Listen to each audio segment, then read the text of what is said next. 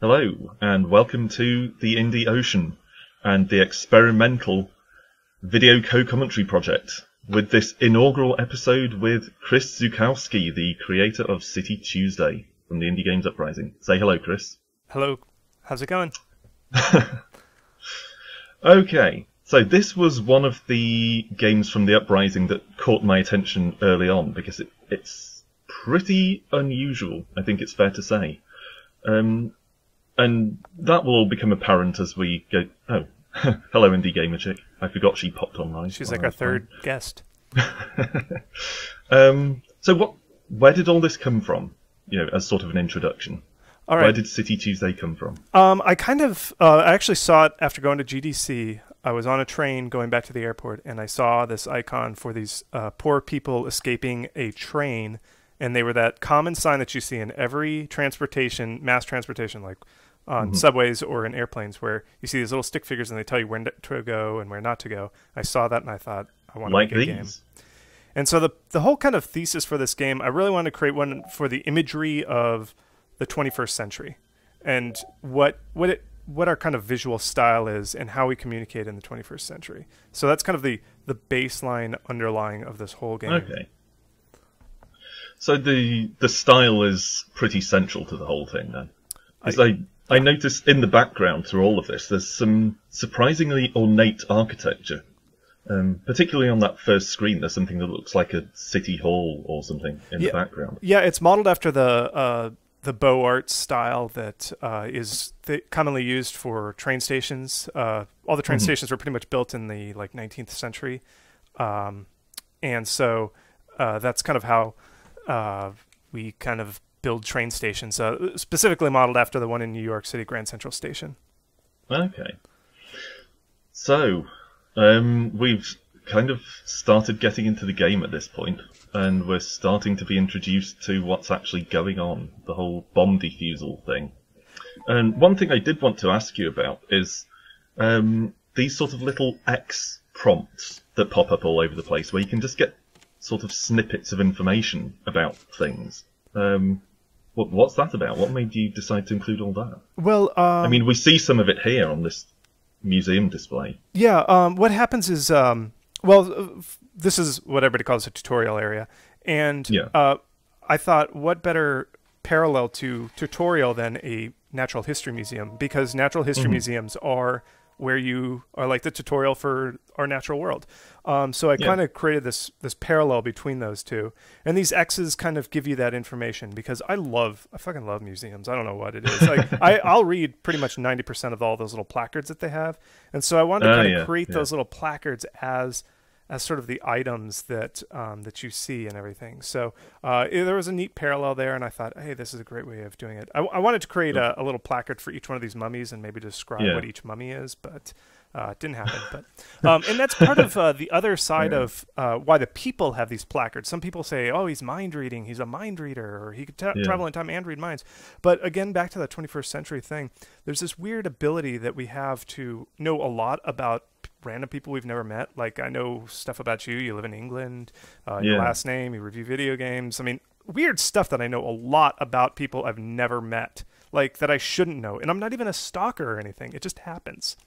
And so that's kind of what this game was, sort of the meaning behind those little snippets of information is I have snippets about so many people that I follow on Twitter or YouTube or whatever. And it's weird. It really is. And I'm not even... I'm not stalking these people, and I know a lot about them. Yeah. So it's this real thing that I kind of feel is weird about our century right now. Makes a lot of sense. Okay. I don't know if anyone watching this or you noticed that just then, but I completely messed up what's basically the first puzzle of the game there. I waited too long to go after the bomb and then couldn't distract the guard for long enough. That was fairly embarrassing, but caught on camera there. So you've played it at this point, right? Through the game. I accidentally bought it during that sort of half hour that it was on sale by mistake. Because I completely lost track of the Uprising and kind of went, oh, I didn't realise this was the first game. Oh, well, bye. Yeah, you were one of the few, and you were the one that alerted me to that fact. And I was like, oh, boy, I have messed up. So, yeah, that was the first drama. Yeah. Here's something we see for the first time that I really didn't pick up on for a long time when I was playing this, which is the way the bombs stay defused after you've found one. Because you rewind to the start of the day. For anyone who isn't at all familiar with this, you can restart the day to go after other bombs. But at this point, the first time I played it, I was looking at this sort of crossed out bomb here going, why can't I defuse it? What am I doing wrong? I can't even touch this thing anymore. So were you not noticing the red symbol, or you just didn't understand what that meant? No, I noticed the red symbol, but I didn't get the significance of it. Clearly I can't touch this bomb, but I don't know why. I could touch it before. Why can't I touch it now? It took me ages to get my head around that. Yeah, This room is the first time we see something reasonably elaborate, I think. Is it this one? Yeah, when we start to see sort of the information gathering side of things. Where did all the sort of puzzle design and that kind of thing come from in this? Because it is quite puzzly. Yeah, one thing I really like is sort of knowledge that you take outside of the game. So in other words, it's not like in a lot of like what would you call them, like adventure games, what you have to do is like pick up this key, and once you've picked up this key or talked to this person, magically like something gets triggered that you're not even aware of somewhere. Yeah. And I don't really like that. I don't like the fact that happens. I like it to be very concrete. And here, this is knowledge. The only thing that's triggering that is the fact that you have read this and then you've internalized it in your own mind, what that passcode is or something. So I like that when games do that. They respect me enough to take something out of the world, remember it, and that's the key to unlock it. So that was kind of what that puzzle was all about, was really that external knowledge. Yeah, okay.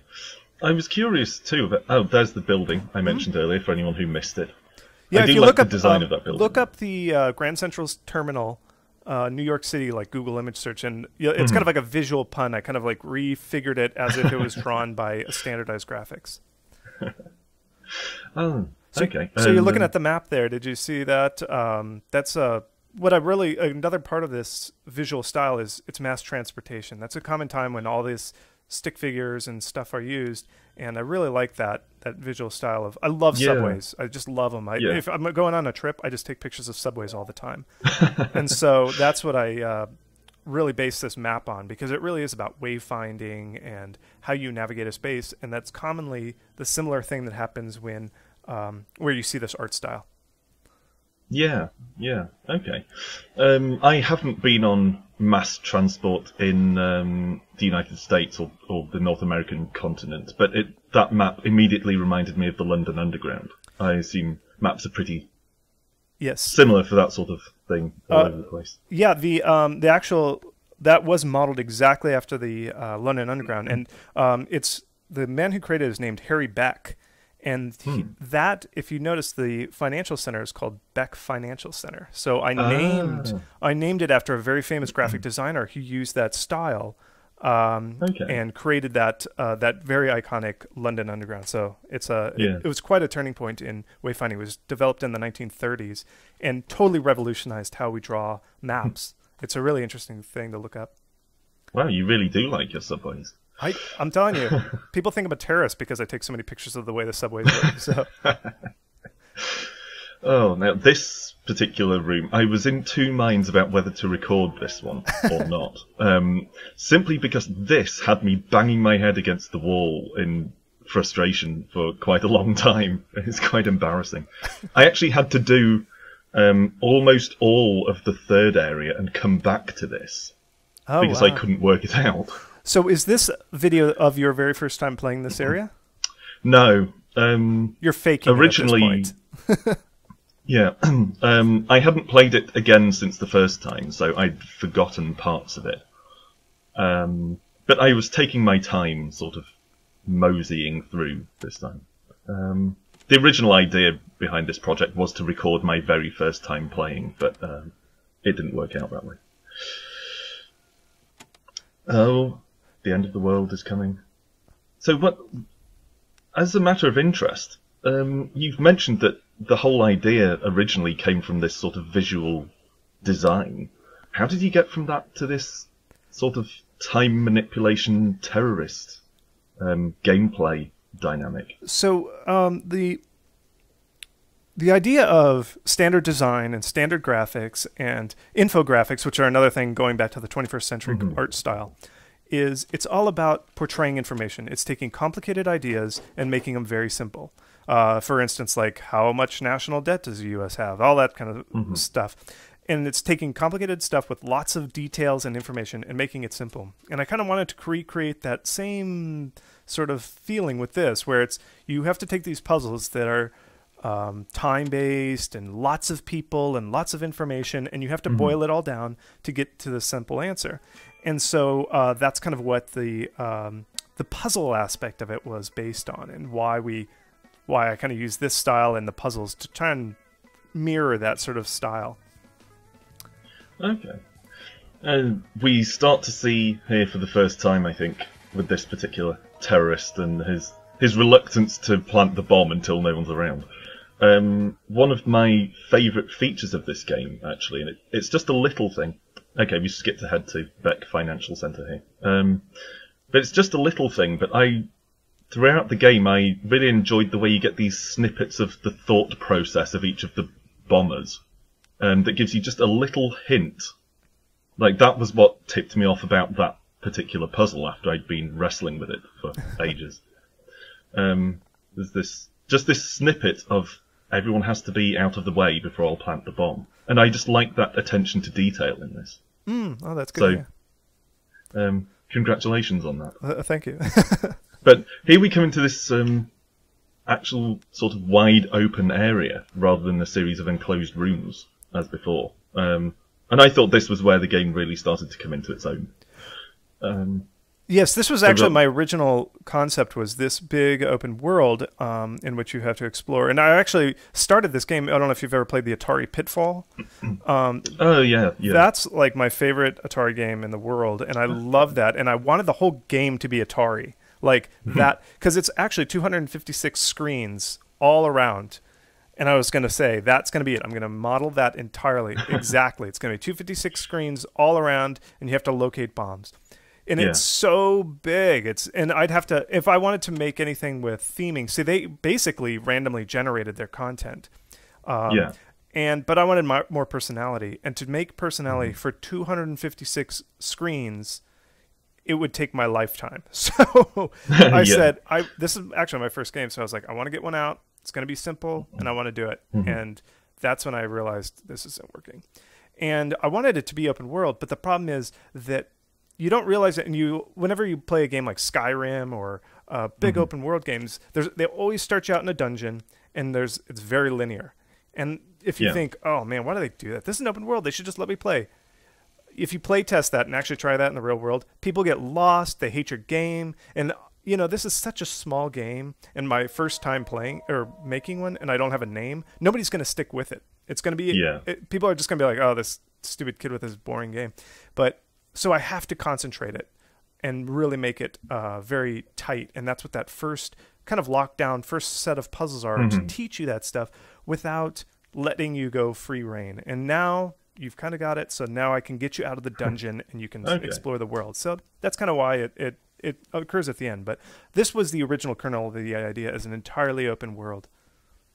Okay. And while we're sort of trotting around the city here, I've been asked to ask you, by D&D Gamer Chick, after her name appeared at the start of the video, because I hadn't really noticed this, but she is curious as to what all these sort of screens of location are about. Some of them are relevant to sort of the puzzles, working out how to get to certain bombs, but a lot of them seem to be sort of scene setting, just sort of environment. Is that what they were intended to be, or is this sort of a hangover from when the game was larger than it ended up being? You mean as far as the addresses for all the other areas? Just that you run through a lot of these areas where nothing directly happens, but you have buildings and people going about their business. Were there meant to be other puzzles happening there, or are they sort of just environmental They're environmental. I actually see. The thing is, I knew we'd have to be doing a lot of waiting around, and that's what facilitated the mechanic of fast forwarding. Is because you're going to have to spend time just waiting, because that's a lot of the aspect of this game. And I was like, oh god, this is going to be boring. I wanted to make a game where there was no shooting, which is a bad idea because shooting's the easiest thing to make a game from. And so that's why there's NPCs. Is I wanted NPCs all over the place. I love NPCs. Yeah. But if you do a lot of shooting and killing and stuff, you can't have NPCs around. That's why everything's set in post-apocalyptic world. Yeah, it's because they want to get NPCs out of the carnage, the danger zone. And so, but again, I had to tie that back into where you have to wait for people. And so you need something visual to stimulate you and kind of give you some stuff to do in this world. And, you know, hey, not everything in a game has to be related to something. And, you know, it's kind of fun world to hang around in. So, you know, if we want to talk about the elephant in the room, why it's so short, I mean, I think part of it is like, I don't know, I think there's a lot of depth. And if your sole goal is to collect bombs, yeah, it's real short. But a lot of it is style, like enjoy it, look around, you know, it's like, you know, explore what some of these meanings are. There's like what some of these people are talking about, you know, I mean, it doesn't have to all be bombs. A lot of it can be kind of story, like a novel or something. So. Yeah, and there are bits of humour in the game that I enjoyed. I mean, we're coming towards the end of our recorded footage here, so I don't want to waffle on about this too long. But we saw a little bit briefly where there's a sort of a bank van with a bomb in the back, and the guy who's unloading the van drops the bag with the bomb in it because he's chatting to some woman who passed by, because he considers himself a ladies' man. I just like the little touches of humour in this. It must have taken an absolute age to put all of that detail in. Yeah, and that was part of it. Is I really wanted to make a game like, if you've seen Pulp Fiction, you know, where the story kind of, I can't remember where it comes in the story, but there's a diner scene and it coalesces and you see all these characters from the same movie, the movie that you've seen in other parts, kind of all appear at the same moment. And it really wraps this world around. You're like, oh my God, here's this whole world. And I love that fact. And I was really trying to create depth so that you would notice people from other attempts to get the bombs. So in other words, you might see somebody passing, you'd see that money van go by while you're trying to solve this puzzle. And you'd be like, oh, that's that guy Trevor. He's the ladies' man. You know, I wanted to create this world where you really noticed, you started to learn about it, and it was really compact. And so that's part of also why there's just screens of nothingness. You'll see people go by, and I wanted to create it where you could just follow people and kind of see it. And yeah, it did take ages. So, I mean, the puzzles, super short if you just concentrate on bombs. But if you live it as a world, you really realize that, hey, there's a lot of gunk in here. Yeah, there is. And I think it's worth putting in that sort of flavour to add sort of a feeling of this being in a world, really, rather than just a sort of a sterile game setting that's just a game, if you see what I mean. Absolutely. That's a big problem with mine is I don't know, for some reason games, they're kind of like, here's one of my theories about games, like, or questions is, why do they always take place in a fantastical world? And I don't just mean fantasy or like anything, even a game like the city games, Grand Theft Auto. Even them, they're like in a fantasy world. Like I know they're like trying to play off like Miami or New York, but they still like go for it. Be in New York. Say you're in New York and do it. And they never mention real pop culture.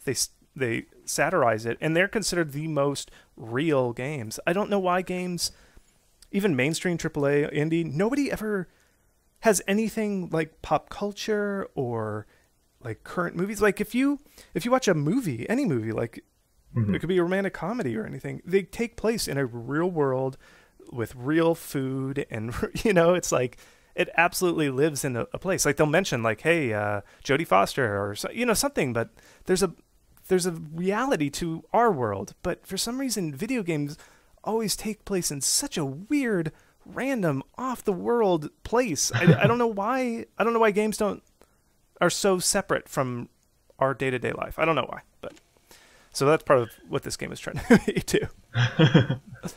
Well, I applaud the attempt, because I definitely see where you're coming from with that. They are always very detached from anything resembling reality most of the time. Anyway, I think we should probably call it a day at this point, because I can understand how you could talk about this at length. I'd be quite happy to sit here continuing to chat about it for some time. But I think that should be it for this particular co-commentary. You never know, maybe we can do a second session at some point. Yeah, if maybe. There's demand. And we've come to the end of the footage, so for those of you who are watching this at home, I will no doubt have spliced some extra footage in of some sort to fill in this space. It just remains to say then thanks for joining me, Chris, creator of the inventive and, I'd have to say, pretty interesting City Tuesday. Congratulations on the game, and I hope it all goes well for you. Okay, thank you very much. It was fun. Likewise. And you viewers, see you next time.